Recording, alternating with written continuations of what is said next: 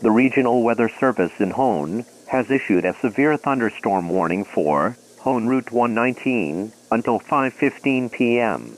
At 3:58 p.m., Doppler radar indicated a severe thunderstorm capable of producing damaging winds in excess of 60 miles per hour. This storm was located about 10 miles northeast of Trainer Hill and moving northeast at 15 miles per hour. Locations impacted include the Hoenn Weather Institute. Severe thunderstorms produce damaging winds, destructive hail, deadly lightning, and very heavy rain. For your protection, move to an interior room on the lowest floor of your home or business. Heavy rains flood roads quickly, so do not drive into areas where water covers the road.